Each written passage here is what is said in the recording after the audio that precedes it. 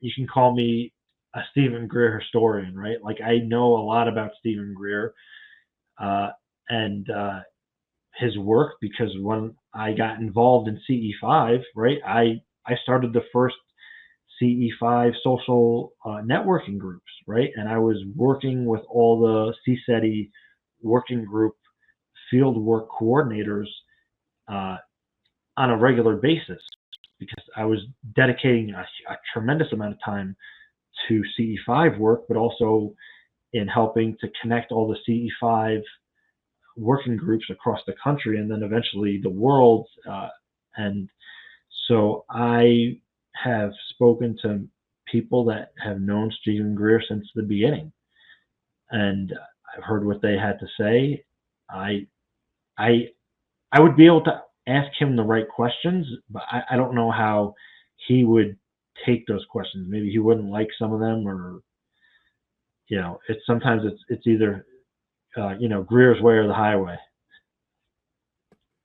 He had a recent podcast, and you may or may not have seen this yet because I think it was just dropped within the last few days, where he called Lou Elizondo a flat out liar, which he has done before. And he's also claiming that the Tic Tac was actually a U.S. craft, which he has alluded to that type of stuff before as well. But I guess he may have been more blunt in this particular podcast about it. Yeah, so that thing rubs me the wrong way. That Stephen Greer is calling Lou Elizondo a disinformation agent without okay, like if you're going to do that, show your receipts, show the trail, give it people the information that they need to come to that determination. Don't just make the claim. Part of the reason of that is that one of Dr. Stephen Greer's sources was the guy who used to run the UFO Weird Desk at CIA after Dr. Kit Green in 1984, who was Ron Pandolfi. So, Stephen Greer has an intimate relationship with Ron Pandolfi, who, again, ran the Weird Desk at the CIA.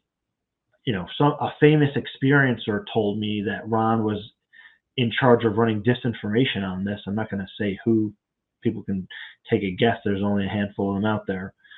And so you have somebody who is involved with disinformation at the CIA, a very high level scientist, Ron Pandolfi, saying that Lou Elizondo is a disinformation agent. So it's like, okay, who do you believe at that point? You have one intelligence guy telling you something about another intelligence guy. It's a claim that's made. So that's the whole, maybe intentionally, to stir people up, to divide people, to upset people, to maybe even make it appear as if there's this side against this side when there's really something more holistic at play.